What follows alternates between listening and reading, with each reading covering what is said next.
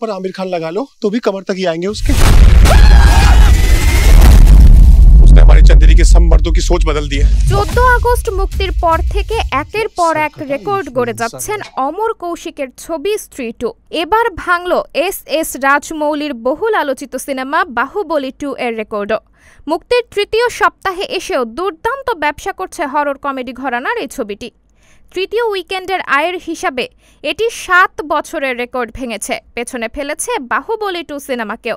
ভারতের সিনেমা বাণিজ্য বিশ্লেষক তরুণ আদর্শের তথ্যমতে ছবিটি তৃতীয় উইকেন্ডে এসে 48 কোটি 75 লাখ রুপি আয় করেছে স্ত্রী 2। এটা গত শুক্র, শনি ও রোববারের হিসাব। এর আগে বাহুবলী 2 তৃতীয় সপ্তাহান্তে এসে 22 কোটি 10 লাখ রুপি আয় করেছিল। এখনো পর্যন্ত ভারতীয় বক্স অফিস থেকে 502 কোটি 35 লাখ রুপি আয় করেছে সিনেমাটি। এর আগে প্রথম সপ্তাহে আয়ের নিরিখে সেরা 5 হিন্দি ছবির তালিকায় স্ত্রী 2 এর নাম উঠে আসে। প্রথম নারী প্রধান ছবি হিসেবে সেরা 5-এর মধ্যে স্থান পেয়েছে ছবিটি। শ্রদ্ধার এই ছবির আগে আছে জওয়ান, পাঠান ও অ্যানিমেল। স্ত্রী 2 এর অবস্থান এখন চতুর্থ। এতদিন এই স্থান দখল করেছিল সানি দেওয়াল ও আমিষা প্যাটেল অভিনীত গদর 2। স্ত্রী 2 মুক্তির প্রথম দিন থেকেই ভালো ব্যবসা করছে।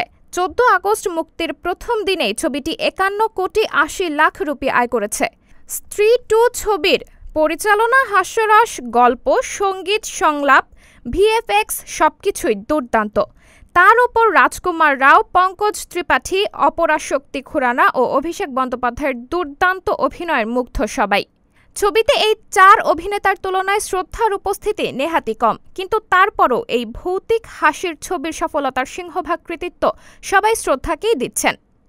সাবরিনা জলিল, সবার কথা।